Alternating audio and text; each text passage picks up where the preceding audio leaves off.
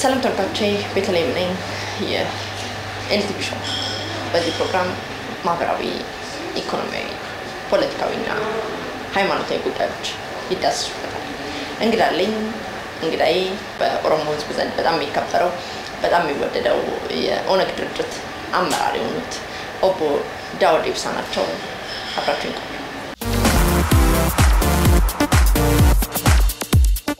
እንኳን ደህና መጡ ኳንደና ቆይሻንቺም አቶ ዳውድ በጣም አመሰግናለሁ ወደ ፕሮግራሜ ስለመጡ በተመልካቾቼም ስም በራሴም ስም እኔም አመሰግናለሁ እሺ ጥያቄዎችን ለመጀመር ሻምቡ ወይድ ቤት ይያሉ ከጥይት አምልጠው ነበር እንዴት እንደነበረ ታሪኩን ይነግሩኝ ወል ይሄ ዘመድ የሚጠየቅበት ቀን እሁድ ነበር እናቴ ምግብ አምጥታ መጣች ከዛ በር ላይ የተመደበው እስረኛ ጠራኝ በር ላይ ደግሞ ሴንትሪ ላይ ዘበኛ አለ እሱ ፈቅዶ ነው እሱ ያው የሚገባ የሚወጣው መቆጣጠር ብቻ ነው ግዳጁ ሄድኩ ለወጣ ስል ተመለሳለኝ ተመለስኩ ስመለስ ደግሞ ከኋላ በጥይት መታኝ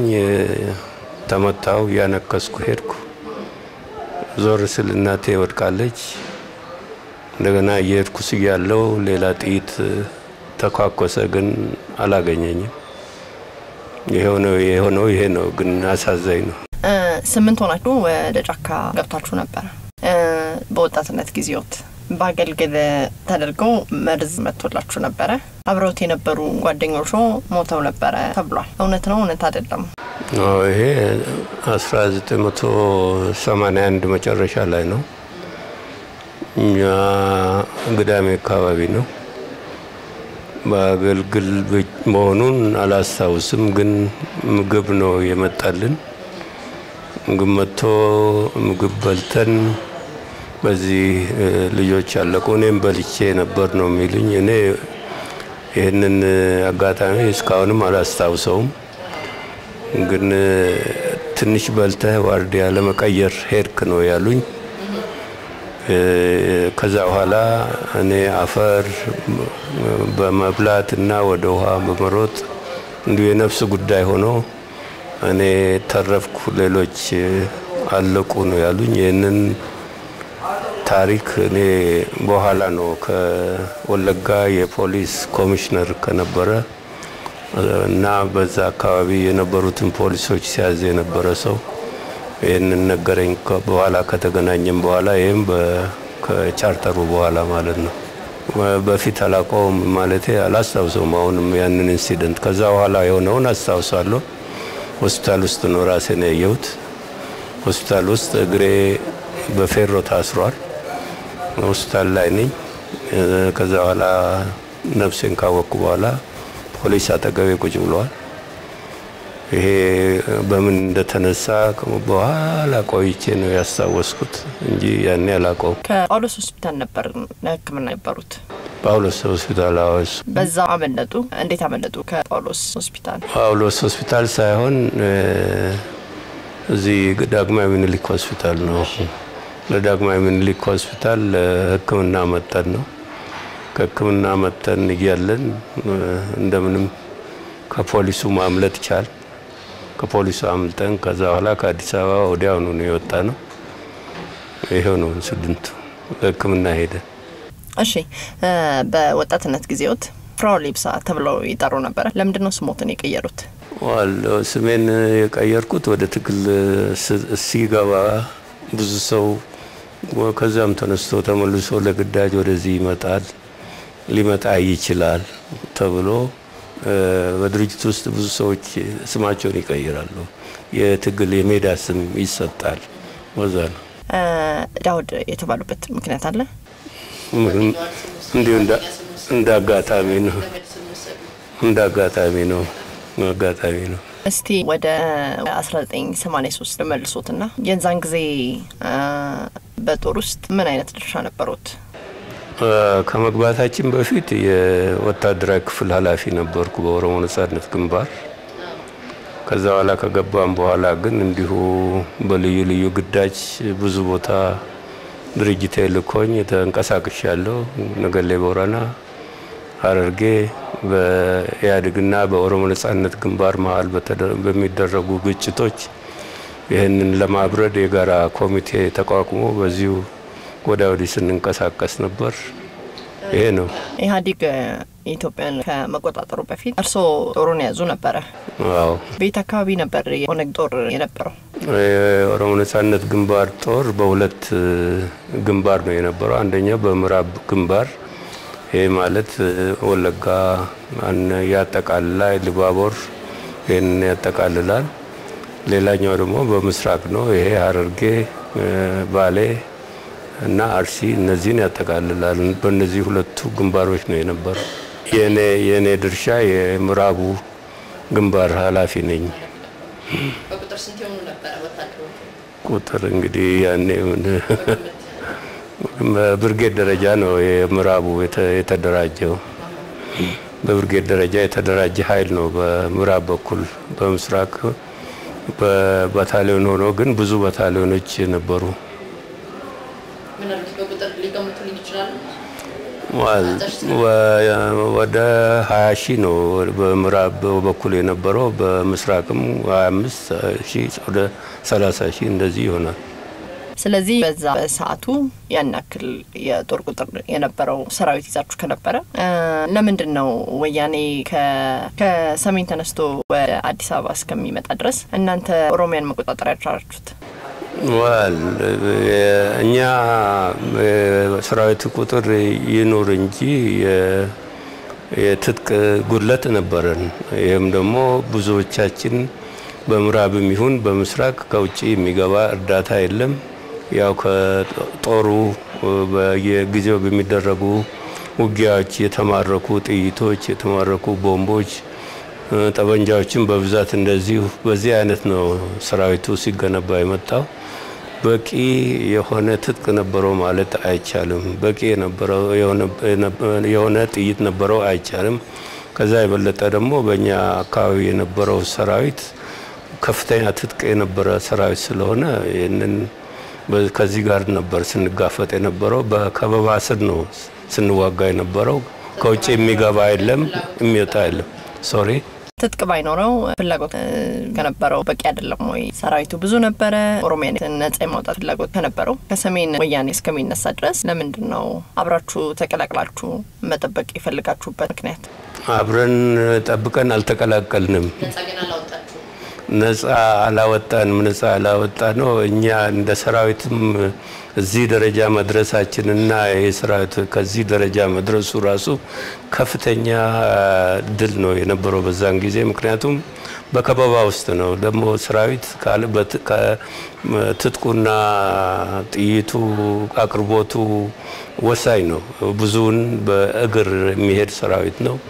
አቅርቦቱ በጣም አነስተኛ ነው። ይሄ ከፍተኛ ጫና አለው የተከታተለ ውጊያ ለማድረግ። ይሄ ግልጽ የሆነ ስለ ውጊያ የሚያክሰው ያቋል።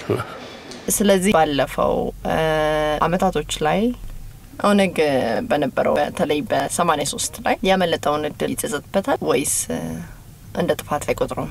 ኦነግ እንደ ጥፋት አይቆጥርም። ለምንድነው እንደ ጥፋት የማይቆጥረው? ኦነግ ከትጥቅ ትግሉ የበለጠ በፖለቲካ ተቀባይነቱ በኦሮሞ ሕዝብ መካከል የፖለቲካ ስራ በሰራው በጣም ከፍተኛ ተቀባይነት ያገኘና በ1983 መጨረሻ ወይም ደግሞ እንደ ፈረንጅ ልንገርሽና ወደ 92 የነበረው የመጀመሪያው ስናፕ ኢሌክሽን በኦሮሚያ ውስጥና ከፍተኛ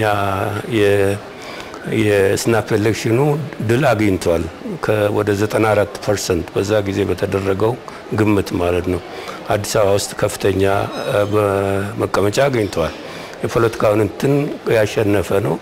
ይሁንና የኢህአዴግ መንግስት ያኔ በዚህ በጣም በመደናገጡ ወደ ኃይል አጋደለ። እና ያንም ወደ ኃይል ተጋደለውንም ወደ ካምፕ መግባት ተስማምተን ነበር። ያንንም ክዳት ደርሶብን ነው እኛ ገባን። ኢህአዴግ ሳይገባ ቀረ። መግባት ነበረበት። እኛ ማለ የነበሩም ማስገባት ነበረባቸው፣ አላስገቡም። በዚህ ምክንያት ክዳት ደርሶብናል እንጂ የምንቆጨውና ጥፋት ነው ብለን የምንገምተው የለም።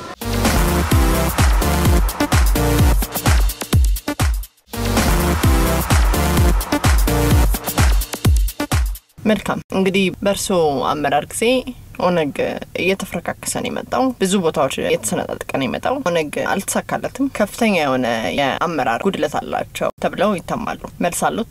የኦሮሞ ነጻነት ግንባር አልተፍረከረከም፣ አልተበጣጠሰም።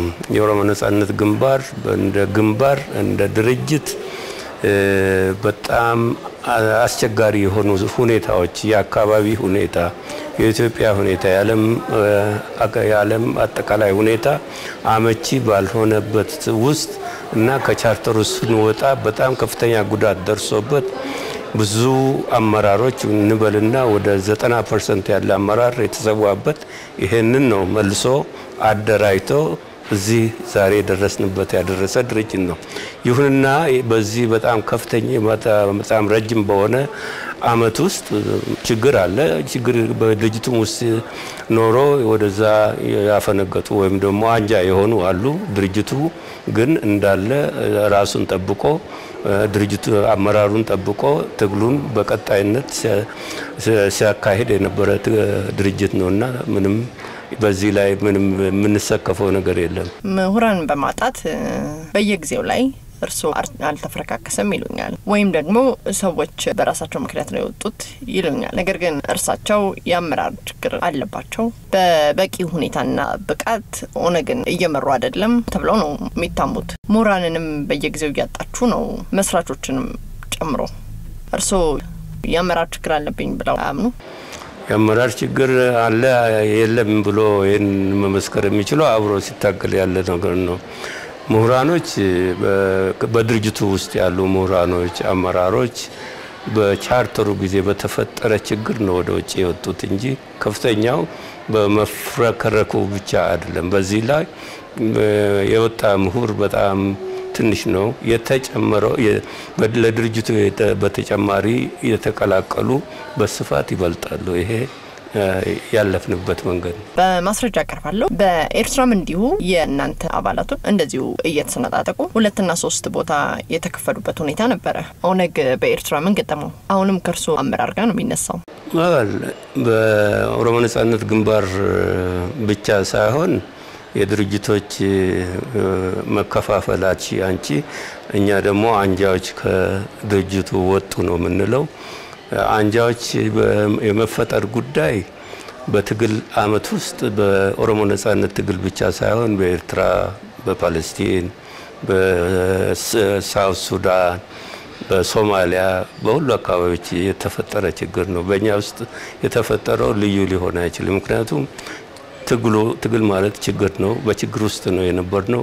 ችግሩ ራሱ አንዳንዶቹ ችግሩን ባለመቋቋም እንደዚሁም ደግሞ ሰበብ አውጥተው አመራር ነው ወይም ደግሞ ጥሩ አቅርቦት የለም ወይም ደግሞ ሌላ መንገድ ነው የምንከተለው የትግሉን ትተን ሰላማዊ መንገድ እነዚህ የሚፈጠሩ ኖርማል የሆኑ ችግሮች ናቸው እንጂ የአመራር ጉለት የምናምን የሚለው ሰበብ የወጡ ሰዎች የሚያቀርቡት ሰበብ ነው ይሄ።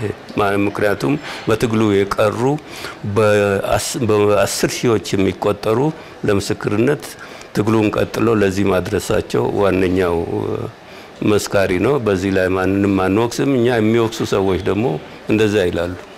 በዚህ በ40 አመት ውስጥ ትግሉን እዚህ በማድረስ ስላሉኝ ነው። በዚህ በ40 አመት ጉዞ ውስጥ ኦነግ የት ነው የደረሰው? ምንድነው የተሳካለት? የኦሮሞ ነጻነት ግንባር የተነሳው በጣም አስቸጋሪ በሆነ የኦሮሞን ስምን ማንሳት የማይቻልበት የኦሮምኛ ቋንቋ ምንም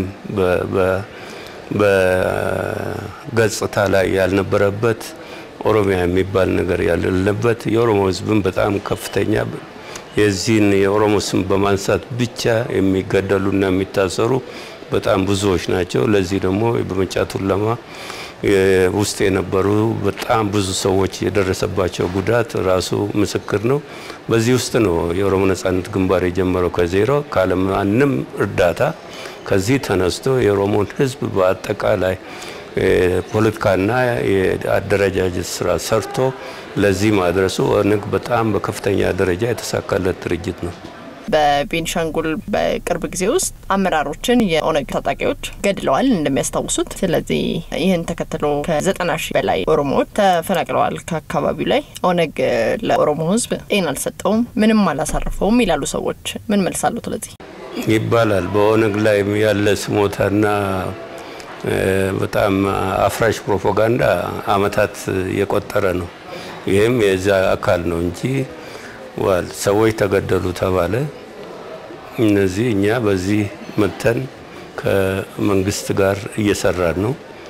አሁን በዚህ አይነት ሁኔታ የኛ አባሎች ገለው ከሆነ ለኛ በስነ ስርዓት ተነግሮን ከዛ በኋላ ደግሞ ማጣራት ነው መደረግ ያለበት። እንዲሁ ተነስቶ ይሄ ስለሆነ ብቻ ጦርነት በቤንሻንጉል አንስቶ ህዝብ አፈናቀለ እኛ ተቀባይነት የለውም የዚህ አይነት ስርዓትና ህግ ባለበት ሀገር። ከዚህ በፊትም እንደዚሁ በበደኖ እንደዚህ ሆነ ምናምን ብለው መንግስት ውስጥ አብረን እያለን ይጣራ በገለልተኛ አካል ብለን ስንጠይቅ ከዚህ ሸሽተው ፕሮፓጋንዳውን መቀጠል ነው የመረጡት። አሁንም ከዚህ ጋር ተመሳሳይ ብለን ነው የምንወስደውኛ። መንግስት ባደርገውም እንደዚህ የሚሉ ሰዎች እንዲሁ የኦሮሞ ነጻነት ግንባርን ስም አንስተው በክፋት ማንሳትና ለፕሮፓጋንዳ መጠቀሚያ ካልሆነ በስተቀር ያ ጦርነት ማንሻ ምክንያት ሊሆን አይችልም። በዛ አካባቢ ያለ ችግር አመታት የቆጠረ ነው እና ለዚህ እነዚህ ሰዎች መገደል ምክንያት ሆነ ለሚፈልጉ ሰዎች እንደዛ ሊሆን ይችላል፣ ግን ለዛ አካባቢ ችግር ምክንያት አይደለም። ኦነግ ሁሉ ጊዜ ፕሮፓጋንዳ ነው እኔ ላይ የሚነዛብኝ ነገር ነው እያለ እስከመቼ ድረስ ይዘልቃል? ከበደኖ ታሪክ ጀምሮ እስከ ዛሬ ድረስ አንድም ጥፋት አላጠፋውም አጥፍቻለሁ ብሎ አያምንም። እንዴት ይዘለቃል በዚህ ሁኔታ? ከዚህ መንግስት ጋር አርጋለሁ አላረኩም በሚለው ከፍተኛ ተከራ ውስጥ እየገባ ይመስላል። ኢትዮጵያ ውስጥ ስርዓት ሰፍኖ አንድ ችግር ሲፈጠር ወይም ጥፋት ሲነሳ በኦሮሞ ነጻነት ግንባርም ላይ ይሁን በሌሎችም ላይ ይሁን ይህ ስነ ስርዓትን ተከትሎ ማጣራት ተደርጎለት ጥፋተኛውና ጥፋተኛ ያልሆነ እስካልተወሰነ ድረስ እስከመቼውም ድረስ በማንኛውም ላይ ይሁን ፕሮፓጋንዳ ሆኖ ይቀራል እንጂ ጥፋት ተብሎ ሊወሰን አይችልም። የትም አካባቢ የትም ሀገር የለም። ይሁንና በኦሮሞ ነጻነት ግንባር ላይ ያለው ፕሮፓጋንዳ ክብደትና መጠኑ በጣም ከፍተኛ ነው። ይሄ ማንም ሊክደው አይችልም። እናንተ ምንም ነገር ባላረጋችሁበት የስም ማጥፋት እየተደረገባችሁ ነው? ተደረገ ቢባል እኮ ተጣርቶ ሲሆን የሚደረገውኛ ጥፋት አድርገን ከሆነ ምን ሸሽው ነገር የለም። ምናጠፋቸው ነገሮች ሊኖሩ ይችላሉ። ይሄ የ45 በላይ የፈጀ ትግል ነው። በዚህ ውስጥ ግለሰቦች ጥፋት አያደርጉም አይባልም፣ ወይም ደግሞ አመራር አካሉም ውስጥ አንድ ሰው ጥፋት አያደርግም አይባልም። ግን እኛ የምንለው የኦሮሞ ነጻነት ግንባር እንደ ኦሮሞ ነጻነት ግንባርነት በፖሊሲ ደረጃና ሲስተማቲክ በሆነ ነገር የሚያደርገው ጥፋት የለም። በተለይ የሰዎችን ግድያ በሚመለከት ነፍስ ማጥፋት በሚመለከት በትግል ውስጥ የተደረገ ነገር ካልሆነ በቃ ሲስተማቲክ የሆነ በፖሊሲ ተወስዶ ልክ በፕሮፓጋንዳው እንደሚነዛው የሚደረግ እና አለመኖሩን በእኛ በኩላችን በአፋችን ሞልተን መናገር እንችላለን። ስለዚህ መንግስት የስም ማጥፋት እያደረገባችሁ ፕሮፓጋንዳ እያደረገባችሁ ነው። ይሄ የታወቀ ነገር ነው በዓለም ደረጃ። እኛ እነን ማረጋገጥ እንችላለን የሚያጣራ ከሆነ ካለ። ለምሳሌ ያህል የኦሮሞ ነጻነት ግንባርን ያለፈው መንግስት ሲከሳቸው የነበረው ቦምቦች በማፈንዳት በምናምን ብዙ ጊዜ ተደጋግሞ ይሄንን ዊኪሊክስ ዋነኛውን አድራጊው የመንግስቱ የደህንነት ክፍል መሆኑን በተረጋገጠ መረጃ ያንን ደግሞ ወደ ኦሮሞ ነጻነት ግንባር እንደሚያላክክ በግልጽ አስቀምጦታል።